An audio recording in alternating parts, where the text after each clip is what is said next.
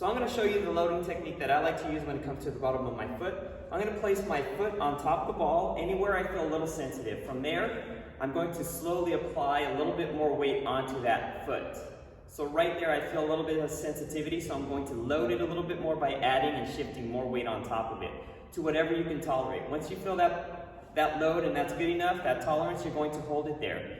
So the technique you can use is a seek and destroy, so that's what I just did right now. I sought the area that was a little sensitive. I'm going to hold it there until it kind of melts out. After I accomplish that task, then what I can do is I can do the second method. So I can try the pin and stretch. So once I find the area that's slightly sensitive, boom, right there, I'm going to hold that, and then I'm going to shift my toes. So what I'm going to do is I'm going to flare my toes up and then relax it. And then flare my toes up again, and then relax it. I'm going to show you a side profile so you can see it a little bit more.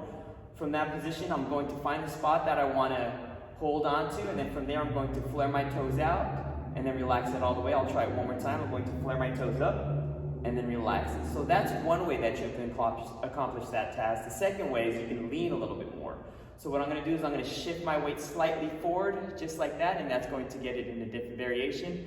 I can bend my knee a little bit more and then come up from that squat position. I'm going to go down a little bit more and hold that position and come back up. So now I did a seek and destroy method.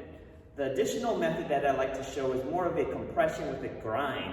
So what I mean by that is I'm going to apply my foot on that spot that's slightly sensitive. I'm going to hold that there. Then I'm going to apply a little bit more pressure, and then I'm just going to grind it back and forth. So I'm basically just spinning my foot on top of that ball, just grinding it one direction and then slowly grinding it the opposite direction. My toes are totally relaxed. I'm just trying to droop the whole entire foot over that ball just like that. And I'm just going to hold that there and just kind of do that a few times, turning inward towards the opposite foot and then turning outward.